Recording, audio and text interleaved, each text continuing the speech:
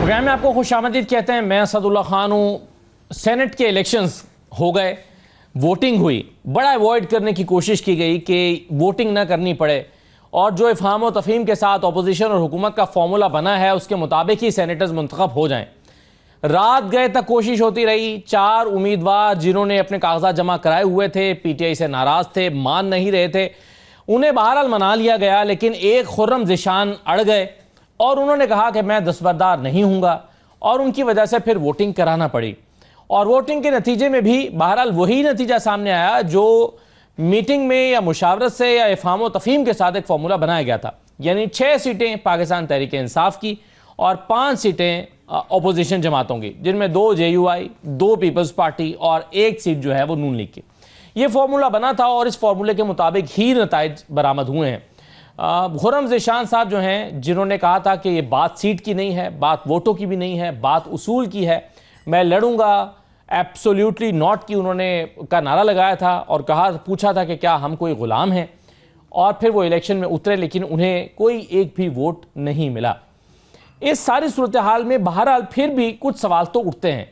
एक सवाल यह है कि पाकिस्तान तहरीक इंसाफ ने ये इस फार्मूले पर इत्तफाक क्यों किया, या ये 6 सीटें जो हैं उन्होंने इस पर इत्तफाक क्यों किया, जबकि वो 7 सीटों के लिए ट्राई कर सकते थे।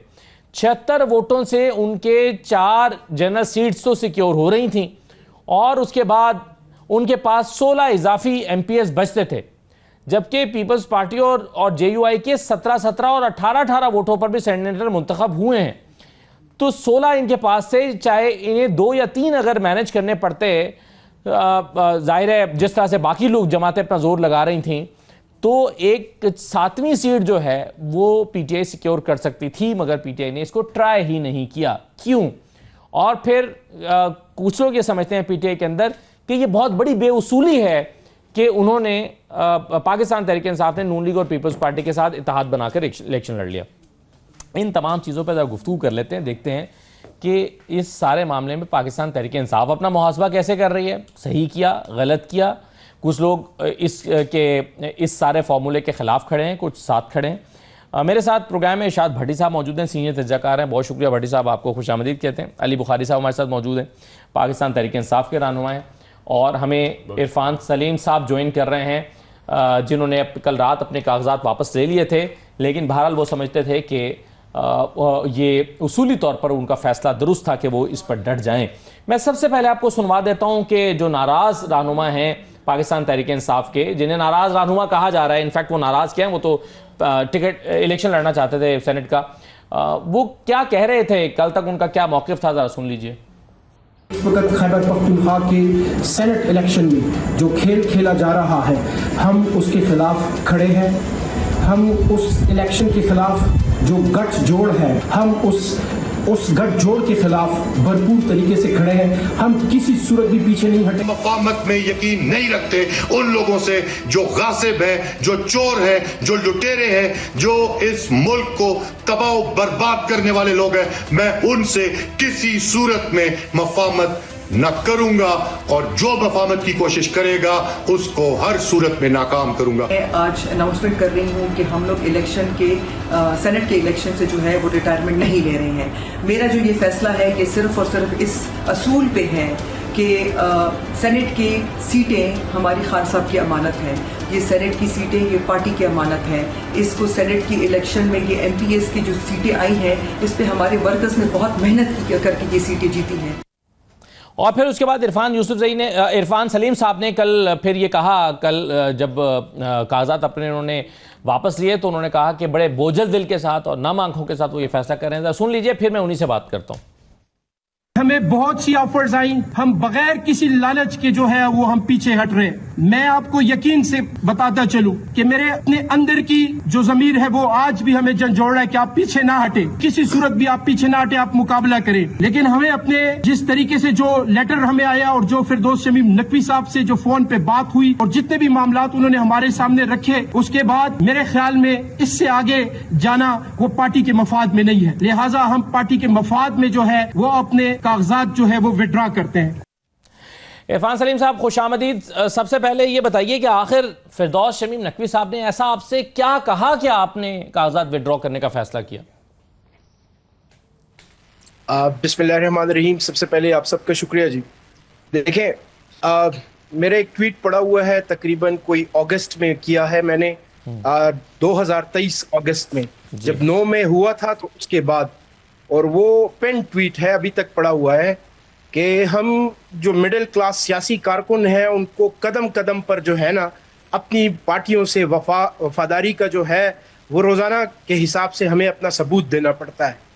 देखें, जब आपकी सारी लीडरशिप लेट जाए, जब आपकी सारी लीडरशिप उस उसूल की नफी करे जिस उसूल के ऊपर इमरान खान खड़ा है, और जिस उसूल की खातिर इमरान खान पिछले 750 दिनों से जो है वो जेल के अंदर है, उसकी खातून खाना जेल के अंदर है, वाइस चेयरमैन जो हमारे पार्टी के हैं वो जेल के अंदर है।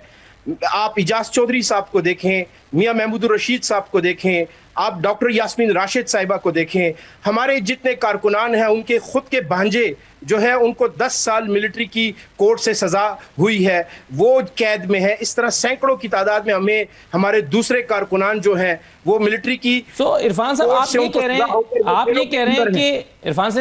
रहे हैं कि आप मिडिल क्लास होने की वजह से सेनेटर नहीं बन सके और जो अमीर लोग थे वो सेनेटर बन गए, क्या ये कहने का मतलब? मुझे अपनी बात थोड़ा सा अगर असद साहब कंप्लीट कर रही है तो थोड़ी बेहतरी आ जाएगी, क्लैरिटी आ जाएगी जी।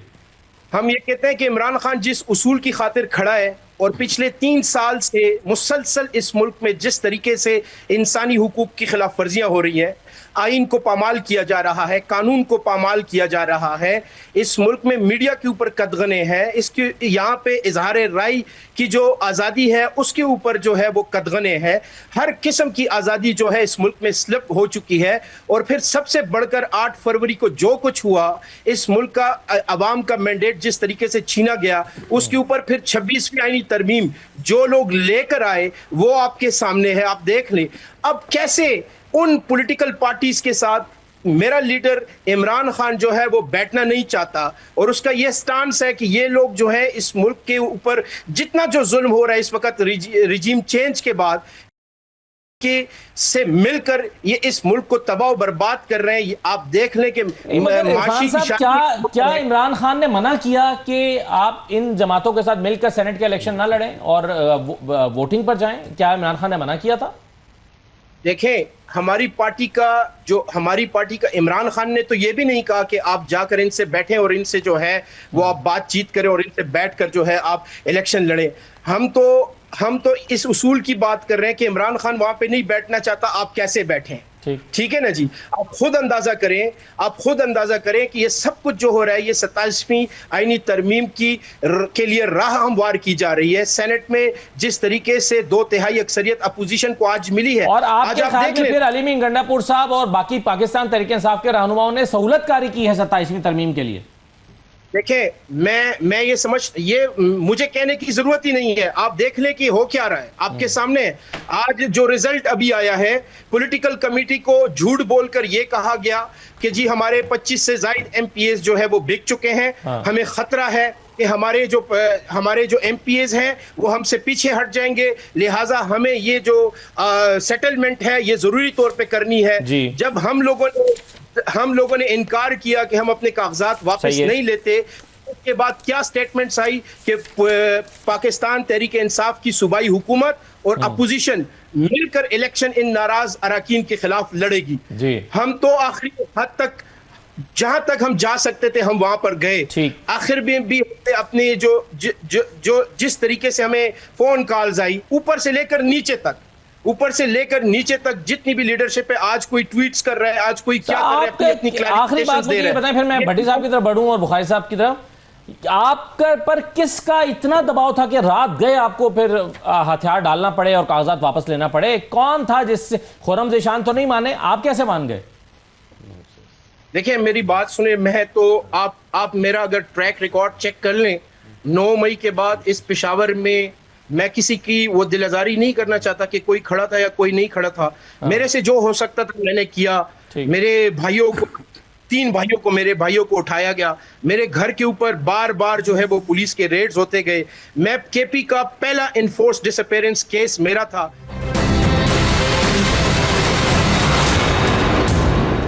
रात को क्या दबाव था, मैं तो उसका पूछ रहा हूँ। माजी में तो चले बहुत सारे लोगों के साथ ये हुआ, अनफॉर्चुनेटली आपके साथ भी हुआ।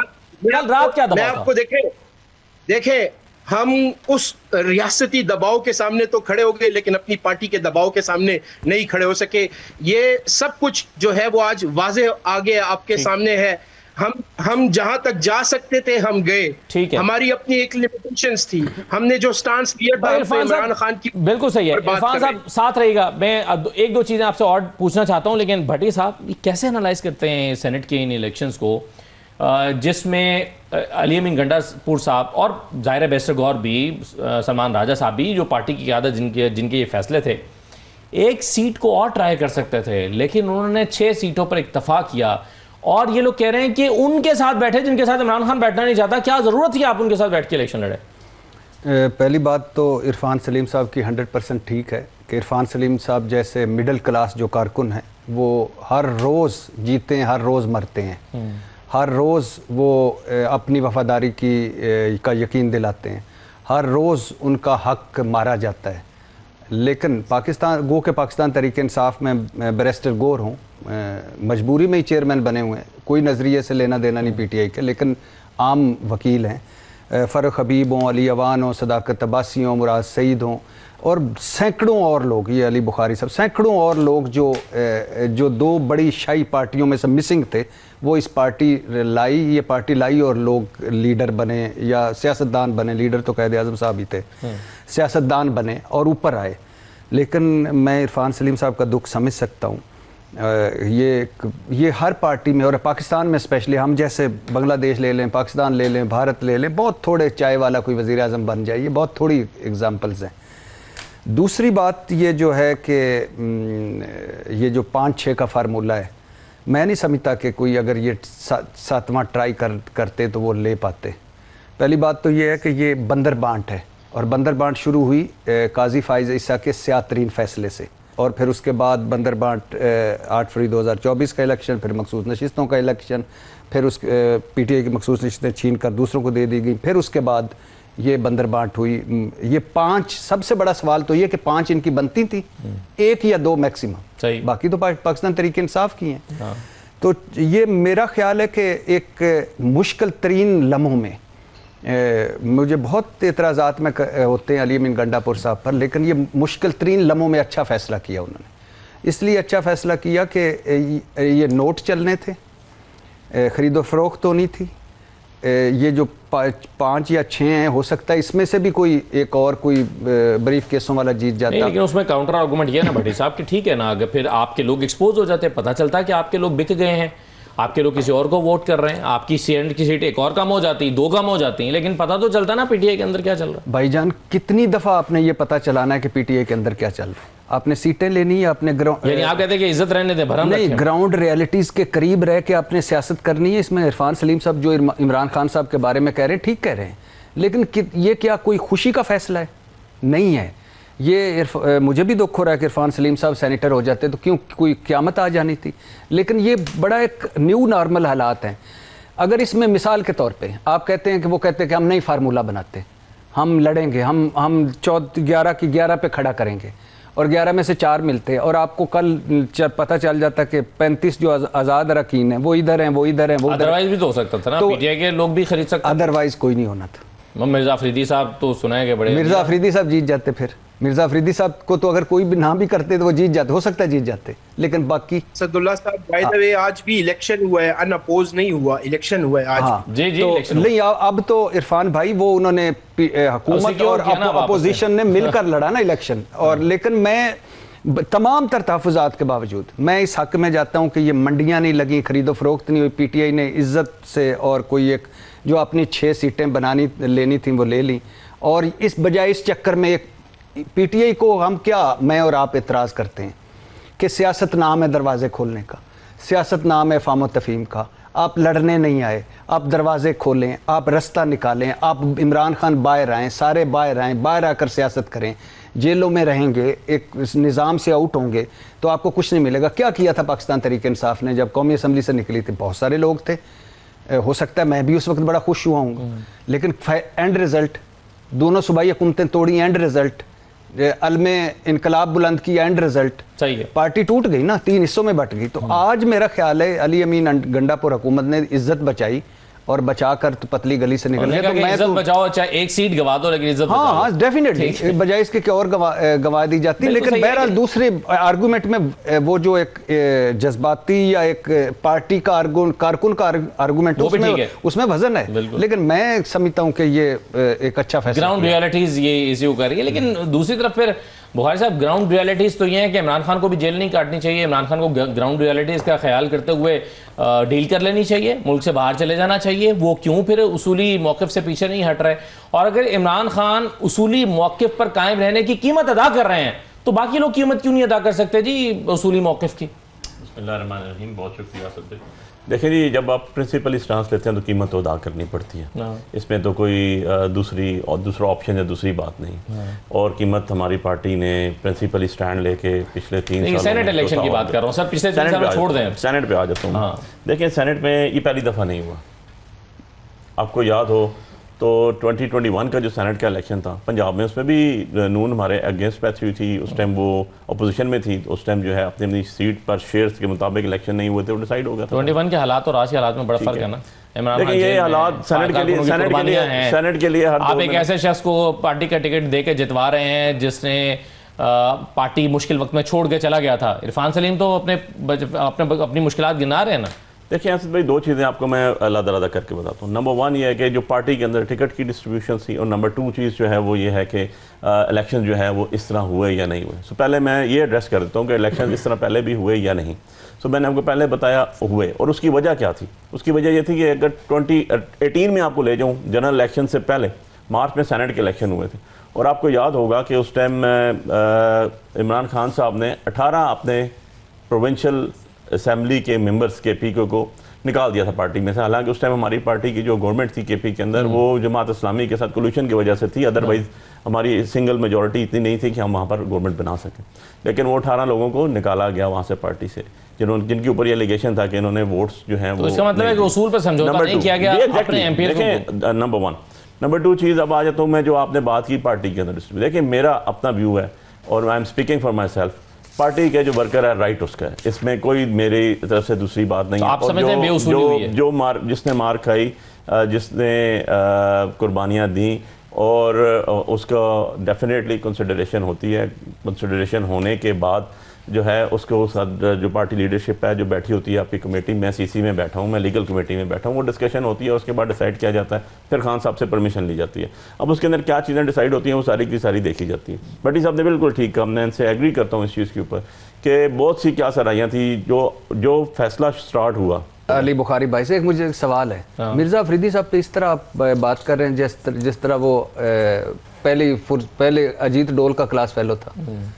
भाई वो जब इमरान खान साहब बाहर थे, डिप्टी चेयरमैन सेनेट था कि नहीं? PTI का था कि नहीं? और उसके बाद फिर वो छोड़ के चले गए? नहीं, PTI का था कि नहीं? कई छोड़ के दोबारा आके बैठे हुए हैं।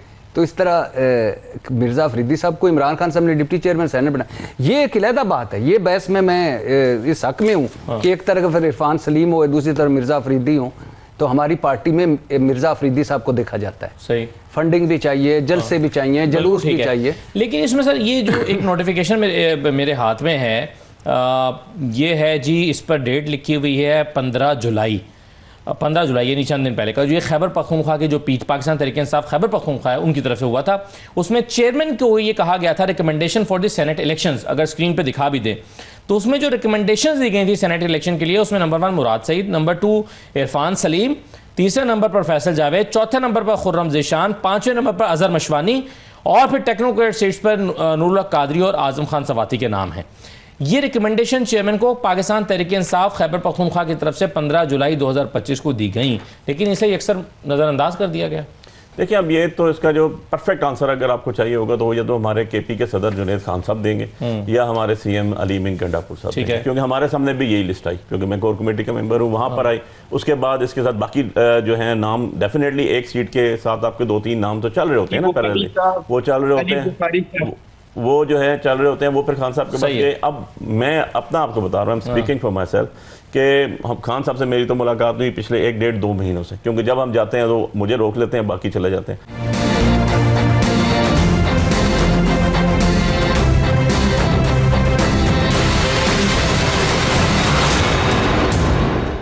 अब अंदर से उनका मैसेज आया, उनसे क्या बात हुई, किसकी हुई, वो तो वही बताएंगे। लेकिन as far as I am speaking for myself, तो भाई राइट जो है वो तो आपके वर्कर का बनता है। अच्छा इरफान साहब, आप कुछ इसमें ऐड करना चाह रहे हैं? मगर मैं सिर्फ ये बताता जाऊं कि खुर्रम ज़ीशान साहब जो खड़े रहे, उन्होंने कुछ ट्वीट्स की थी। उन्होंने एक तो ये कहा था एब्सोल्युटली नॉट, क्या हम कोई गुलाम है कि जो आप कहेंगे मान जाएंगे। फिर उन्होंने कहा था कि मैं मर जाऊंगा, उसूल पे समझौता नहीं करूंगा, इनकार है। फिर उन्होंने कहा था कि वाज़े रहे मैं दस्तबरदार नहीं हुआ और ना ही दस्तबरदार होने का इरादा है, किसी सूरत पीछे नहीं हटूंगा, यही मेरा इंतहाई वाज़े गैर मुबहम आखिरी फैसला है। इसके बाद मुझसे मंसूब की जाने वाली हर खबर को झूठ तस्वुर किया जाए। ये और भी काफ़ी सारी उन्होंने ट्वीट्स की। अब मेरा सवाल आपसे ये है इरफान सलीम साहब कि आपको ये तवक्को थी और गालिबन खुर्रम साहब को भी कि कुछ लोग आपके लिए वोट करेंगे और आपके साथ राब्ते में हैं, लेकिन खुर्रम ज़ीशान को कोई वोट नहीं पड़ा, क्या हुआ? इसकी वजह आप क्या समझते हैं? देखिए, मैं इख्तिलाफ तो नहीं कर सकता। अली बुखारी साहब हमारे सीनियर हैं और उनसे काफ़ी मरतबा इस्लामाबाद की जो जुडिशल कॉम्प्लेक्स, तो उस पर काफ़ी मरतबा उनसे मुलाकात भी हो चुकी है। 4 अक्टूबर के केसेस में भी उन्होंने काफ़ी अच्छी वो अपने दलाइल दिए और उनका काफ़ी कंट्रीब्यूशंस है। लेकिन मैं बड़े बसद एहतराम ये बात करना चाहता हूँ कि ये जो आप कह रहे हैं कि जो लिस्ट मेरे सामने से नहीं गुजरी, आप कोर कमेटी के हुए हैं, ये आप कंफर्म कर लें कि गई थी 15 जुलाई को। अली असगर साहब जो जनरल सेक्रेटरी हैं और फिर केपी के प्रेसिडेंट्स हैं, उन्होंने रेकमेंड की, ये लिस्ट भेजी पॉलिटिकल कमेटी के में। पहली पॉलिटिकल कमेटी की जब मीटिंग होती है तो उसमें 13 में से 11 लोग जो है वो फैसला करते हैं कि हमें इलेक्शन में जाना चाहिए और इलेक्शन के जरिए जो है वो आप वो करें। हालांकि हमारी अददी अक्सरियत असम्बली में ज्यादा है, लिहाजा हमें अपनी सीटें ज्यादा निकालनी चाहिए।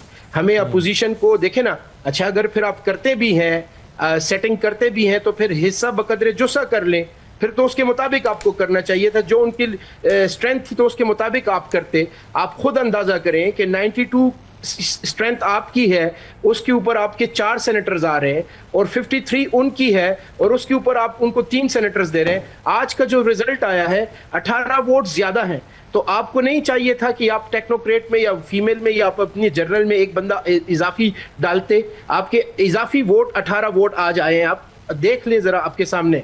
एक जो अभी इन्होंने कहा है कि ये देखें ना, आज अली असगर साहब का ट्वीट है, वो आप जरा ट्वीट निकाल लें, उसको पढ़ लें। मैं ऊपर नहीं जाना चाहता, नीचे मैं उसके मुताबिक सिर्फ चंद चीजें उसमें उन्होंने नाम दिए जो अभी आपने कहा। आखिरी 2 पैराग्राफ में छोटा छोटा उन्होंने लिखा है, अगले दिन बैरिस्टर सैफ ने जेल में इमरान खान से अकेले 2 घंटे मुलाकात की, जबकि इनकी बहनों को सिर्फ 10 मिनट मिले। ना हम जानते हैं इन्हें क्या बताया गया और क्या छुपाया गया। क्या हर अहम फैसला ऐसे ही होगा, सिर्फ एक रुख दिखाकर? अगर इमरान खान से मुलाकात और ब्रीफिंग का इख्तियार सिर्फ बैरिस्टर सैफ तक महदूद है, तो फिर पार्टी को अपने फैसले खुद करने चाहिए और जिम्मेदारी भी खुद। आप समझते हैं कि बैरिस्टर सैफ ने टेबल्स को टर्न किया? देखें, मैं एक चीज बता दूं, अब आप जरा मेरे स्टेटमेंट्स निकाल के देख लें। जब से हमारी गवर्नमेंट आई है, उन्होंने यहाँ पे खैबर में, डिस्ट्रिक्ट खैबर में एक अमन जरगा होता है पख्तून तहफ़्फ़ुज़ मूवमेंट का, उसके ऊपर बड़ी वो इतराजात उठते हैं। फेडरल गवर्नमेंट कहती है कि हम इनको नहीं करने देंगे, हम ये करेंगे, हम वो करेंगे। यहाँ पे सूबाई हुकूमत का अपनी जो पॉलिसी स्टेटमेंट। आप देखें ना, एक चीज आप ये कहते हैं कि मैं हैरान हूं इस आर्गूमेंट पे, वैसे बहुत सारे और भी लोग देते हैं कि जी चूंकि बैरिस्टर सैफ ने ये इमरान खान को ब्रीफ किया तो उस वजह से उन्होंने ये फैसला ले लिया। भाई इमरान खान क्या सियासत में कल पहला दिन है उनका, दूसरा दिन है आज, उनको आए हुए 4 दिन हुए हैं। क्या उन्हें नहीं पता कि क्या हो रहा है? क्या उन्हें नहीं पता कि बैरिस्टर सैफ कौन है? क्या वो टेलीविजन और अखबार की एक्सेस उन तक बाज़ औक़ात नहीं भी होती, लेकिन अक्सर औक़ात तो होती है, उन्हें पता है क्या चल रहा है। तो इमरान खान को कोई ब्लेम नहीं करता। आपका जो पैगाम है वो ज्यादातर उसमें डिस्टॉर्शन सी, मैं इसलिए सुन नहीं सका। लेकिन मैं आपको जो उससे मैंने अखज़ किया वो ये है कि देखे ना, एक बंदा 700 दिनों से अंदर है, उसको जो है वो मालूमात नहीं पहुंच रही, वो 10-15 दिनों से उसके ऊपर तमाम हर किस्म की पाबंदी है। अली बुखारी साहब सब जानते हैं, आप लोग सब जानते हैं, आप लोग उसके ऊपर आवाज भी उठा रहे हैं।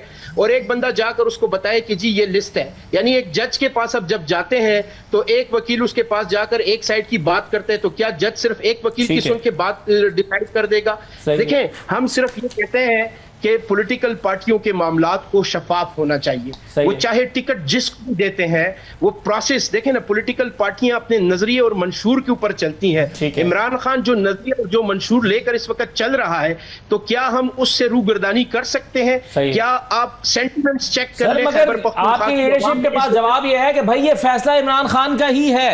अब शेख वकास साहब से पूछ रहे हैं, सेक्रेटरी जनरल से पूछ रहे हैं, वो कहते हैं भाई ये लिस्ट इमरान खान ने दी है। अब आप इमरान खान को चैलेंज करेंगे, कैसे करेंगे? सवाल ये। देखिए, इमरान खान साहब को कोई चैलेंज नहीं कर रहा। हम आपसे ये कह रहे हैं कि जो पार्टी के जो मामलात जिस तरीके से चल रहे हैं वो ठीक नहीं है। यानी अगर एक कारकुनों में अनरेस्ट है, लोग उठते हैं, उसके ऊपर बात करते हैं, होना तो ये चाहिए कि ये जमहूरियत की हम बात करते हैं कि पूरे पाकिस्तान में अब जमहूरियत लेकर आए, और अपनी पार्टी में हम जमहूरियत लेकर नहीं ला सकते। हमें चाहिए कि हम अपने कारकुनों की आवाज सुने, चाहे वो गलत है या ठीक है, उसके लिए फोरम्स होने चाहिए कि उन फोरम्स के ऊपर बिल्कुल सही है, बिल्कुल सही है सर। पार्टी के अंदर जमहूरियत होनी चाहिए, की बात कर रहे हैं। बिल्कुल सही, हम तो तरीकेकार की बात कर रहे हैं। इसमें अब भट्टी साहब मसला ये है कि अगर तो बेउसूली ही करनी है, यानी उसूल अगर ये है कि हम मुखालिफ सियासी जमातों के साथ नहीं बैठेंगे क्योंकि हम तो इनकी हरीफ सियासी जमातें हैं, लेकिन अगर आपने बेउसूली करनी है तो आपके लिए ज़्यादा अच्छा रास्ता ना होता कि मौलाना फजल रहमान साहब को इंगेज करते, उनके साथ बैठते, उससे आपकी 8-9 सीटें भी बन सकती थी अगर मौलाना फजल रहमान को साथ में ला लेते। तो क्या पाकिस्तान तहरीक इंसाफ ने आपके ख्याल में इस ऑप्शन को क्यों एक्सप्लोर नहीं किया? दो बातें इस सवाल से पहले। एक तो मैं हैरान हूँ, बड़ा अच्छा किया पीटीआई साथ खड़ी हुई, पीटीआई ने उनकी जो वो समझती है कि कुर्बानियाँ दे रहे हैं उसके कुर्बानियों के साथ खड़ी हुई। लेकिन मुराद सईद क्या आएंगे हल्फ लेने के लिए? क्या हमें 3 महीने बाद दोबारा जाना पड़ेगा इलेक्शन पे? ये देखना पड़ेगा। दूसरा, एक बात 100% ठीक है कि बैरिस्टर सैफ साहब 2 घंटे मिले हैं, 4 घंटे मिले हैं, लेकिन वो एक तरफ का मौक़िफ़ था। फैसला जो बताया जा रहा है, इमरान, मुझे नहीं पता, इमरान खान साहब की जब गुफ्तगू आएगी पता चलेगा, लेकिन ज़ाहिर है फैसला उनका ही है, जिम्मेदारी भी उनकी है, रिस्पॉन्सिबिलिटी भी इमरान खान साहब की। मैं आप जितना भी किसी को ब्रीफ कर लें तो क्या कुएं में कोई छलांग मार देगा? तो फैसला तो उनका है। लेकिन ये बात ठीक है कि दूसरी तरफ से भी होती लिस्ट की, एक लिस्ट ये है, वो कहते हैं इस बंदे का नहीं, वो कहते हैं इस बंदे को डिस्कशन होती, वो तो हो ही नहीं रही, तो वो ठीक है। तीसरी बात ये जो आपने किया, मौलाना साहब से कोशिश की थी पाकिस्तान तहरीक इंसाफ ने लेकिन मौलाना साहब चले गए थे हुकूमत के साथ, अपोजिशन के साथ। आपको याद होगा राना सनाउल्लाह साहब मौलाना साहब के पास पहुंचे और मौलाना साहब ने प्रेस कॉन्फ्रेंस की कि हम और हुकूमत मिलकर और अपोजिशन जमातें मिलकर लड़ेंगे। लेकिन कामरान मुर्तज़ा साहब से मैंने पूछा तो वो कहते हैं कि पीटीआई ने हमें कोई मैसेज भेजा ही नहीं, हमसे कोई रब्ता किया ही नहीं, हमें अप्रोच ही नहीं किया। नहीं, वो तलखी थी अली अमीन गंडापुर साहब और मौलाना साहब के बयानात के दरमियान, जिसकी वजह से ये मामला ना हो सका। लेकिन बैरिस्टर गौर, सुना गया बैरिस्टर गौर और बाकी जो होते उन्होंने कोशिश की थी, लेकिन मौलाना साहब उस तरफ चले गए और मिल के उन्होंने कहा कि हम उनके साथ लड़ेंगे। फिर उनको, मौलाना साहब भी उन्हीं अपोजिशन जमातों में शामिल थे ना जिनके साथ इन्होंने फार्मूला बनाया, लेकिन इलेहदा नहीं मौलाना साहब गए। और वो यकीनन अब उनका अली अमीन गंडापुर साहब सामने हो या वो उस वक्त तो ये बयान चल रहे थे कि तेरी हुकूमत 2 महीने की मार है और तू इस तरह की बातें कर रहा है, अली अमीन गंडापुर साहब उन पर अटैक कर रहे थे मौलाना साहब पर। तो इस सूरत हाल में कैसे इकट्ठे हो सकते? बिल्कुल सही है। इरफान सलीम साहब, आपका बहुत शुक्रिया प्रोग्राम में शिरकत करने के लिए, आपका मौक़िफ़ आया। एक छोटा सा ब्रेक लेते हैं, ब्रेक के बाद वापस आएंगे, कोशिश करेंगे JUI का भी हम मौक़िफ़ ले लें कि वो इन इलेक्शन पर, भट्टी साहब ये भी कह रहे हैं कि PTI और मौलाना के दरमियान ज़ाहिर एक तलखी भी है और उन्होंने PTI ने ऑप्ट ही नहीं किया कि वो जाए JUI के पास। तो इस पर भी बात कर लेते हैं, छोटे से ब्रेक के बाद वापस आते हैं।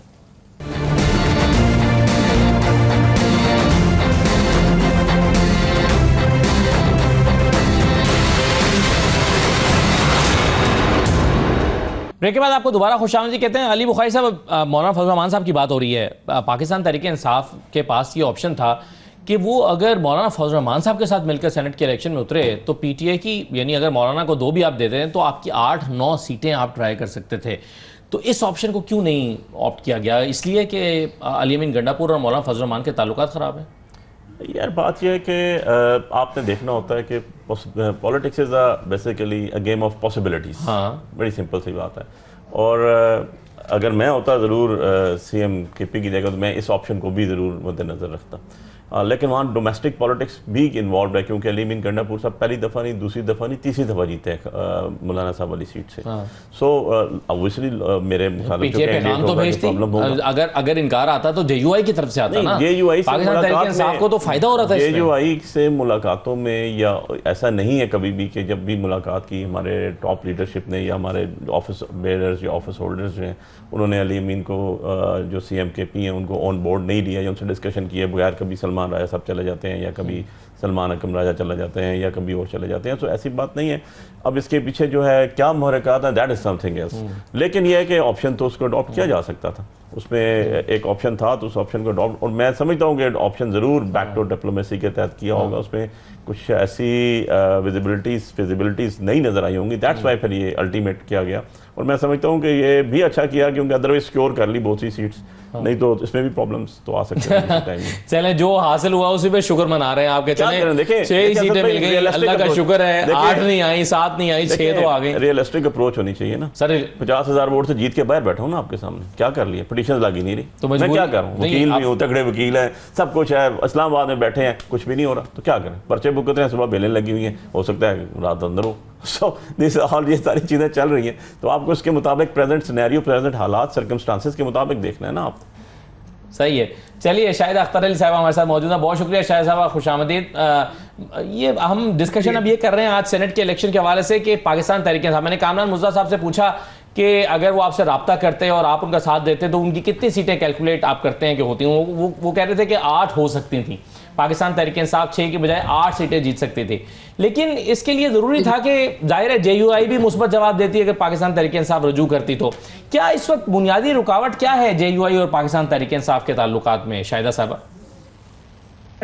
देखिए डेफिनेटली कैलकुलेशन अगर आप देखें क्लियर कट नज़र आ रहा है, उनकी स्ट्रेंथ ज़्यादा बनती थी, लेकिन ये है कि पहल फिर जो है वो हुकूमत ने की, फेडरल में पाकिस्तान मुस्लिम लीग नून का वफ़द सबसे पहले आया और फिर ये स्मूथली प्रोसेस आगे चला, और फिर मौलाना फजलुर रहमान साहब का ये आइडिया था कि वहाँ के PK में अपोजिशन फिर एक जमात नहीं, अगर चलना ही है साथ तो फिर अपोजिशन की तमाम जमातें मुतफ़िका तौर पे अपने उम्मीदवार खड़े करें और फिर प्रेफरेंसेस से आगे चलना चाहिए मिल के।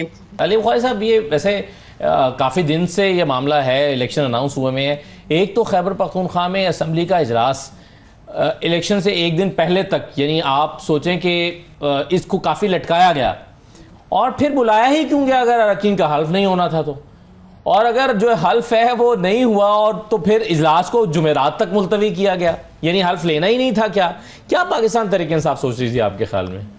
देखिए असद भाई, 2-3 चीज़ें इसमें मैं आपको 1 बाय 1 बताऊँ। पहले तो जो भट्टी साहब ने बात की, जो आपका क्वेश्चन था रेलेवेंट कि जी अदालत खुल गई संडे को और खुल गई, तो भाई फौरी, सस्ता और जल्द इंसाफ तो यही होता है जो हम देख रहे हैं, जो अपनी मर्जी के लगा दें और कर दें उसके बाद। लेकिन पॉलिटिकल पार्टी आपकी हुकूमत है, आपने भी तो जिम्मेदारी का मुजाहरा नहीं किया। जिम्मेदारी का मुजाहरा, अच्छा अब बात यह है कि अगर रूल्स मुझे कोई इजाज़त नहीं देते तो मैं कैसे कर दूँ? नंबर 1, 1 साल भी तो रुक गए ना इलेक्शन 1 साल रोक ही रखे ना KP की 11 सीट्स की, किस लॉ के तहत प्रेसिडेंट ऑफ पाकिस्तान बन गए प्रेसिडेंट ऑफ पाकिस्तान, जब हाउस ही फुल नहीं है, जब सेनेट फुल, गवर्नर्स कैसे आपके कॉन्स्टिट्यूशन सीट्स पे आके बैठ गए? क्या उनकी उस टाइम ये पूरा एक सूबा, एक पूरा विंग, 11 सीट्स आपकी खाली पड़ी हुई हैं और आपने प्रेसिडेंट ऑफ पाकिस्तान को भी इलेक्ट कर लिया, आपने बाकी काम भी सारे कर लिए। सो बात ये नहीं है, बात यह है कि आर्टिकल 255 इससे रेलेवेंट है ना। मुझे नहीं उसमें कुछ चीज़ नज़र आई कि आपको इस तरह की सूरत हाल में जब स्पीकर ने इनकार ना किया, गवर्नर हाउस में आपके ख्याल में हल्फ होना ये गैर कानूनी, गैर आईनी? मेरे देखें हाई कोर्ट ने कह दिया, उन्होंने कौन सा लॉ देखा है, किसको फॉलो किया है, जो कहेंगे वही लॉ बन जाएगा, दिस इज़ अनदर थिंग। लेकिन मेरे अपने ज़ाती राय में जब आपका सेशन इन प्रोग्रेस हो, इन प्रोसेस हो, उसके साथ आपका जो है स्पीकर जो है उसने कहीं भी ये नहीं कहा कि जी मैंने इससे हल्फ नहीं लेना, या आपके CM की तरफ से भी ऐसी चीज़ नहीं आई।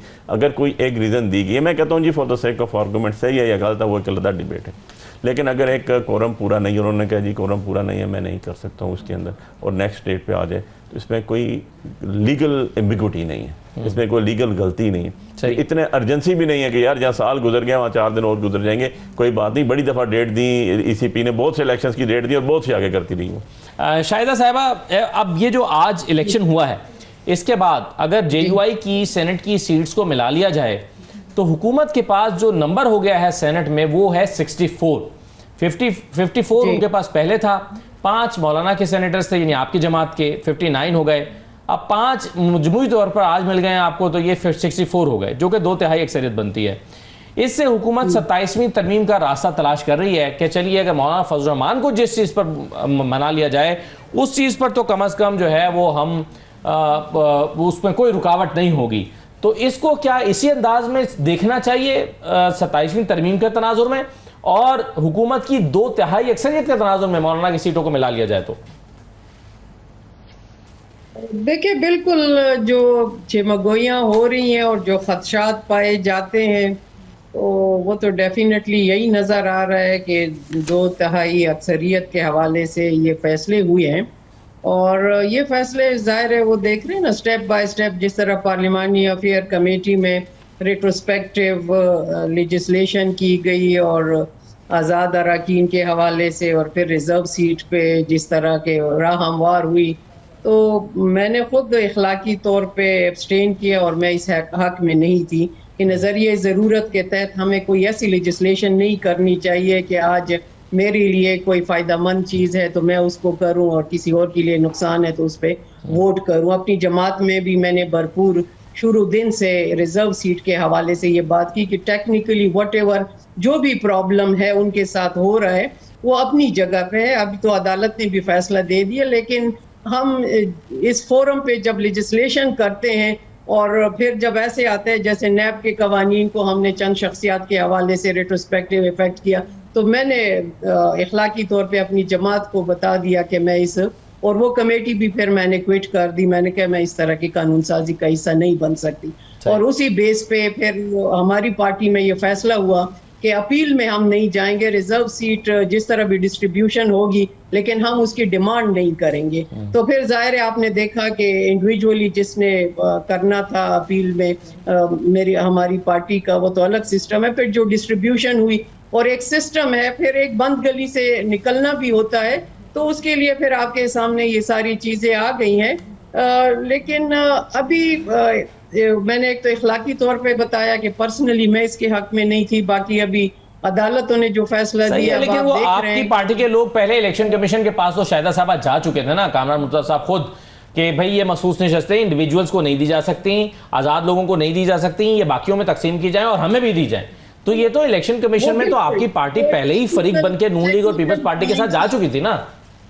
एग्जैक्टली जो स्टार्ट में आया था वो टेक्निकल पॉइंट था। इसके बाद जो हमारी कमेटी मीटिंग हुई मैंने उसके बताया, उसके बाद हमारी पार्टी का भी यही स्टांस था। फिर रिव्यू में नहीं गए, हमारे लॉयर कोई रिव्यू में नहीं गए थे। तो ये चीजें हैं कि फिर अगर हम ना करते, चूंकि हम पार्ट ऑफ द पॉलिटिक्स अब यहाँ पे भी हैं, तो फिर हम कोई भी पार्टी तो सफर करती। मेरी अपनी जाती राय अगर आप पूछे, मैंने यही कहा था कि लेट्स देम वैकेंट सीट्स, अगर आप रिजर्व नहीं वो कर सकते तो वैकेंट छोड़ दें। और अभी जिस तरह आप कह रहे हैं कि अब स्मूथली जो स्ट्रेंथ दी जा रही है उसके बाद क्या होगा, 2/3 मेजॉरिटी हुकूमत को दी जा रही है, लेकिन ये बहुत बड़ा इम्तिहान होगा हुकूमत का कि अब तक तो हुकूमतें हंग पार्लियामेंट के थ्रू आती है तो फिर एक बार किसी पे बार डालते हैं या दूसरी पे। अभी जो कुछ भी होगा अगर हुकूमत करेगी तो टोटली उसकी रिस्पॉन्सिबल फिर हुकूमत ही होगी। तो ये चीज भी देखनी है कि सेंसिटिविटी मैं समझती हूँ कि उनके लिए और ज्यादा आजमाइश हो गई है। अगर आपके ख्याल में हुकूमत तो इससे बड़ा परेशान होगी कि अब हमारे लिए जो है ना ये बड़ा आजमाइश का वक्त आ गया, जिम्मेदारी हमारे कांधों पर कौम ने और जिम्मेदारियां डाल दी हैं। बहरहाल बहुत शुक्रिया शाहिदा अख्तर जी साहिबा, अली बुखारी साहब, इरशाद भट्ट साहब, बहुत शुक्रिया प्रोग्राम में शिरकत करने के लिए। इजाज़त दीजिए, अल्लाह हाफिज़।